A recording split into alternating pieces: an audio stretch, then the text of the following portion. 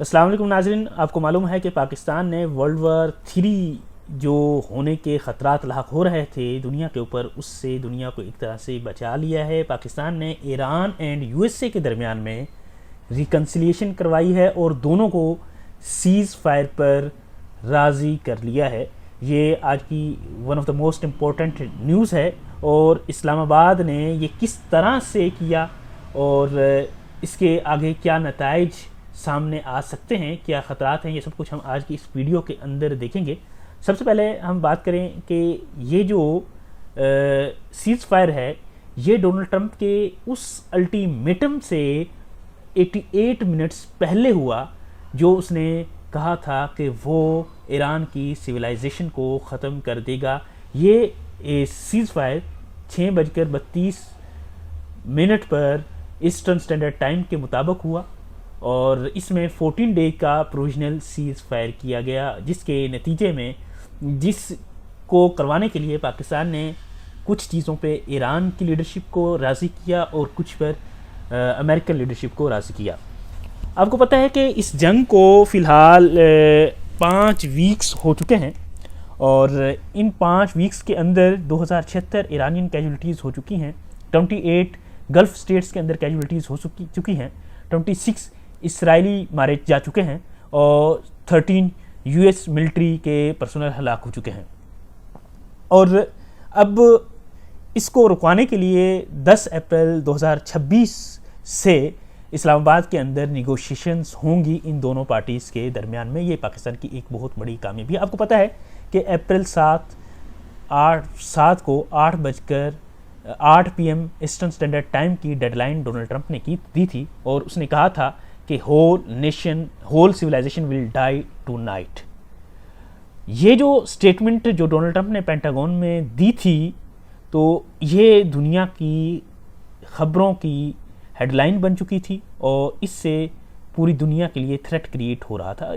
Donald Trump की statement से आपको ये महसूस हो रहा है ये उनकी एक तरह से फ्रस्ट्रेशन जाहिर कर रही है और ये फ्रस्ट्रेशन इस वजह से है कि ना उनको घर इज़्ज़त मिल रही है ना बाहर। अगर उनके घर की इज़्ज़त की बात करें, डोमेस्टिक जो जिस तरह से उनको ट्रीट किया जा रहा है कि उनके जो है ना डिफेंस सेक्रेटरी पीट हेगिस्ट, इनके ख़िलाफ़ ये रिप्रेजेंटेटिव यासमीन अंसारी ने एक आर्टिकल ऑफ इम्पीचमेंट इंट्रोड्यूस करवाया है। इसके अलावा डोनाल्ड ट्रंप की पॉलिसीज़ की वजह से जो डोमेस्टिक गैस प्राइसेस बढ़ी हैं अमेरिका के अंदर, उनके हवाले से भी 25th अमेंडमेंट को इन्वोक किया गया है यूएसए के अंदर। इन सारी चीज़ों से तवज्जो हटाने के लिए और अपनी बरकरार रखने के लिए, ईगो को बरकरार रखने के लिए डोनाल्ड ट्रंप ने ये धमकी एक तरह से दी थी और लेकिन ये धमकी सरंजाम आने से पहले या डोनाल्ड ट्रंप क्या बनता, कैसे होता कि अभी कोई पता नहीं था, तो उससे पहले ही पाकिस्तान ने दोनों के दरमियान में मेडिएशन करवा दी। पाकिस्तान की ये मेडिएशन पाकिस्तान के लिए भी बड़ी इम्पोर्टेंस की हामिल है। आपको पता है कि पाकिस्तान भी जो मिडिल ईस्टर्न कंट्रीज़ हैं उनसे अच्छी खासी गैस और ऑयल इंपोर्ट करता है और कतर से ख़ासकर गैस इंपोर्ट करता है, बाकी कंट्रीज से ऑयल इंपोर्ट करता है। गल्फ़ कंट्रीज़ से जो ये ट्रेड पाकिस्तान की थी, ये हॉर्मज़ के बंद होने की वजह से इसको अच्छा खासा नुकसान हो रहा था, पाकिस्तान को अच्छा खासा मसला क्रिएट हो रहा था। और इसके अलावा जो पाकिस्तान की गल्फ़ कंट्रीज़ से रेमिटेंसेस आती हैं वो बिलियंस ऑफ डॉलर की है, वो ख़राब हो रही थी।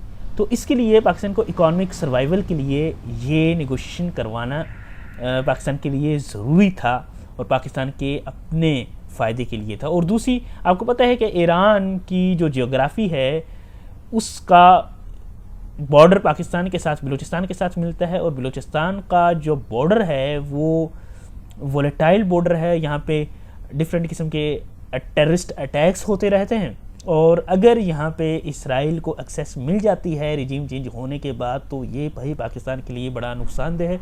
एक साइड पे इसराइल और दूसरी साइड पे इंडिया, और ये पाकिस्तान के लिए किसी भी सूरत एक्सेप्टेबल नहीं था। इसलिए पाकिस्तान चाहता है कि इनके दरमियान निगोशिएशन लाजमी कराए।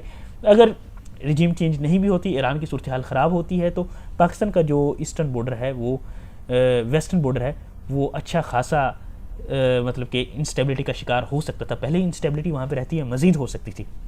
इसीलिए पाकिस्तान के जो प्राइम मिनिस्टर हैं शहबाज शरीफ और फील्ड मार्शल आसम मुनीर, उन्होंने सर रात डोनाल्ड ट्रंप, जेडे वेंस और जेरेड कुशनर, स्टीव विटकॉफ, इनसे रब्ते किए। साथ वो मशहूर पशकियान जो ईरानी प्रेसिडेंट हैं उनसे रब्ते करते रहे और आखिरकार इनको अल्टीमेटम डेडलाइन से 88 मिनट्स पहले इस बात पे कन्विंस कर दिया कि सीज़ फायर कर लिया जाए। पाकिस्तान की ये सीज़ फायर की बहुत बड़ी कामयाबी है। इससे पहले भी पाकिस्तान सीज़ फायर्स करवा चुका है। आपको पता है, सीज़ फायर नहीं मतलब कि डिफरेंट किस्म की मेडिएशंस करवा चुका है। आपको पता है कि 1971 में यूएस एंड चाइना के दरमियान पाकिस्तान में ने रेप्रोचमेंट करवाई। आपको पता है कि ऑपरेशन मार्को पोलो, इसके अंदर पाकिस्तान वो एक सिंगल क्रेडिबल कंट्री था, सिंगल क्रेडिबल रिसोर्स था, जिसके थ्रू हेनरी किसिंजर चाइना जाते थे और उन्होंने बीजिंग के साथ कोल्ड वार के दौरान रिकन्सिलिएट किया और इन दोनों के ताल्लुकात बेहतर करवाए और इन दोनों के दरमियान रेप्रोचमेंट हुई।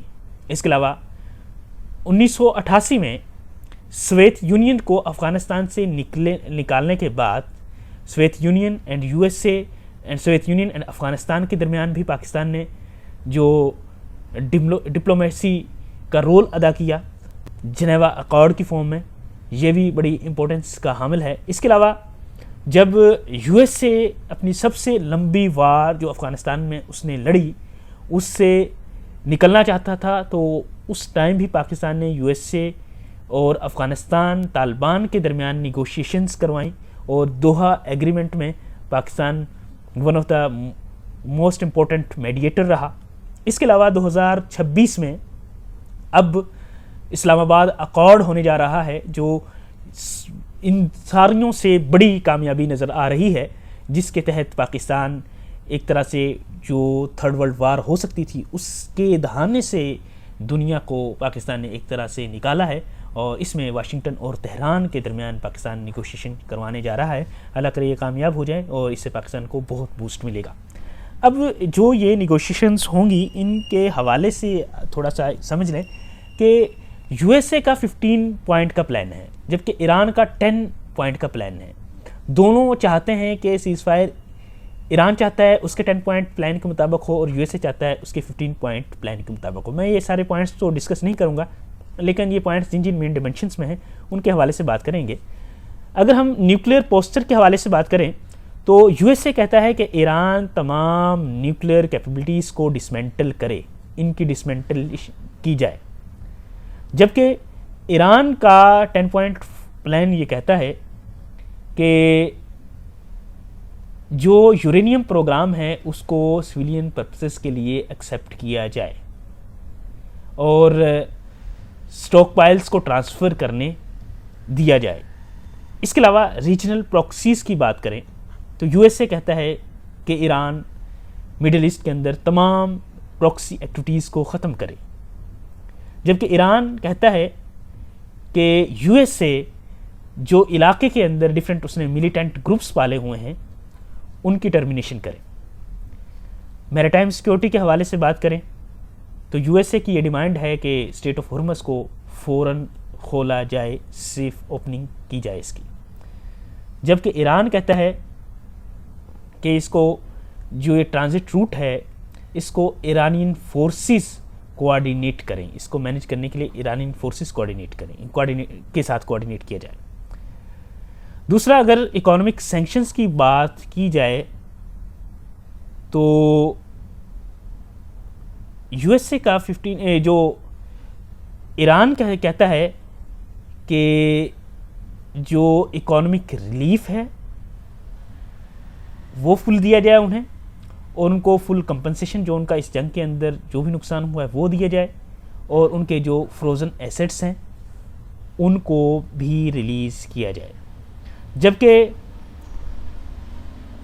यूएसए इन सैंक्शंस के हवाले कहता है कि इकोनॉमिक सैंक्शंस की लिफ्टिंग के हवाले से बात करता है और सिविलियन न्यूक्लियर कोऑपरेशन के हवाले से बात करता है। 32:32 पे जैसे ही ये मेडिशन हुई है तो डोनाल्ड ट्रंप ने ये कंफर्म किया है कि बॉम्बिंग को सस्पेंड कर दिया गया है ईरान के ऊपर, और उसने ये ट्वीट भी किया कि we have already met and exceeded all military objectives, जैसा कि वो पहले भी बात कर चुके हैं कि हम नेवी तबाह कर चुके हैं ईरान की, हमने एयरफोर्स तबाह कर दी है, हमने लीडरशिप को चेंज कर दिया है, etc।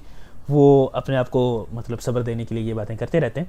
तो ये बात उन्होंने दोबारा रिपीट की है। अब जो ये सीज़ फायर हुआ है, इसका ये काम कैसे करेगा, इसका मैकेनिक्स क्या है? एक तो ये बात मैं पहले बता चुका हूँ, 14 दिन का सीज़ फायर है, और इसके तहत जो स्टेट ऑफ हुर्मस है इसको रिज्यूम कर दिया गया है, और इसको रिज्यूम तो किया गया है लेकिन इसकी मैनेजमेंट ईरानियन आर्म्ड फोर्सेस के हाथ में है। दूसरा, ईरान के फॉरेन मिनिस्टर अब्बास अरागची ने ये कंफर्म किया है कि ईरान तब तक डिफेंस ऑपरेशंस नहीं करेगा जब तक इसराइल या यूएसए सीज़ फायर को ब्रीच नहीं करता या उन पे स्ट्राइक नहीं करता। अब नेक्स्ट फेज़ जो इसका है वो ये है कि 10 अप्रैल को फ्राइडे से इस्लामाबाद के अंदर इन दोनों कंट्रीज़ के दरमियान निगोशिएशंस होने जा रही हैं।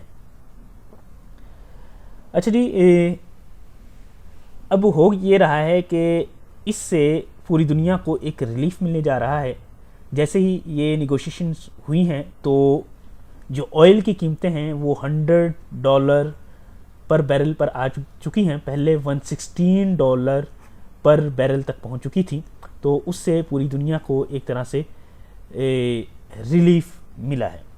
अब ये रिलीफ मिला है, ये अगर जंग वाकई बंद हो जाती है 10-14 दिन के बाद भी, तो इससे मज़ीद रिलीफ मिलेगा पूरी दुनिया को।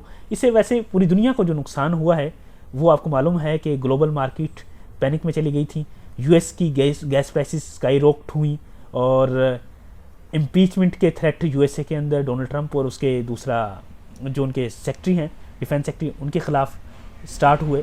इसके अलावा यूएसए ने जो ईरान के अंदर मशाहर एंड असालुहा, ये जो उसकी इंडस्ट्रीज़ हैं, इनके ऊपर अटैक किए, नुकसान पहुंचाया ईरान को। और इसके अलावा ईरान ने स्टेट ऑफ हॉर्मस को बंद किया, इसकी वजह से दुनिया पूरी को नुकसान पहुंचा। और ईरान की जो 75% पेट्रोकेमिकल जो आउटपुट थी और जो उसकी फॉरेन करेंसी थी वो भी डिप्लीट हुई। ये अच्छा खासा नुकसान पूरी दुनिया को हुआ था, उसकी वजह से ये ऑयल की प्राइस बढ़ी थी, और अब ये कम हुई है इमीडिएट इस सीज़ फायर के बाद। अब ये सीज़ फायर तो हो जाए, लेकिन कैसे होगा? सीज़ फायर हो गया 14 दिन का, लेकिन क्या दोनों ममालिक किसी पॉइंट पे पहुंच सकेंगे? क्योंकि इसमें 3 अहम पॉइंट हैं जो बड़ा तंग कर रहे हैं। एक ये कि ईरान जो चाहता है कि वो यूरेनियम प्रोग्राम को फुल रिटेन करे फॉर सिविलियन पर्पसेस, जबकि यूएसए चाहता है कि वो इसको टोटली डिसमेंटल करे। यूएसए ईरान के न्यूक्लियर प्रोग्राम को टोटली ख़त्म करना चाहता है, जबकि ईरान चाहता है कि वो हर हाल में इसको सिविलियन पर्पसेस के लिए इस्तेमाल करेगा। दूसरा इंडिकेटर ये है कि क्या अगर डोनाल्ड ट्रंप सीज़ फायर करता है, क्या इसराइल इसकी इस बात से मुतफिक होगा? आपको पता है कि इसराइल अमेरिका से हट के भी अटैक करता रहता है ईरान पे, और या ईरान जो है अगर इस बात पे मानता है तो ईरान की जो प्रॉक्सीज़ हैं वो काबू में रहेंगी ईरान के में। तीसरी चीज़ ये है कि मार्केट जो है वो वोलेटाइल रहेगी। स्टेट ऑफ हॉर्मस ओपन है, लेकिन ये अभी तक ईरानी मिलिट्री की सुपरविजन में है, और क्या इसकी सुपरविजन जंग के बाद किसके पास जाएगी? क्या ये ईरान के कंट्रोल में ही रहेगा? इससे टूल लेगा ईरान? क्या होगा इसका? ये 3 पॉइंट्स हैं जो अभी दुनिया के लिए कंसर्निंग है। अब पता चलता है कि क्या होता है इसके बाद। यहाँ तक अगर आपका कोई क्वेश्चन है या कुछ ओपिनियन आपने देना चाहते हैं तो वो आप कमेंट सेक्शन में दे सकते हैं। जज़ाकल्लाह।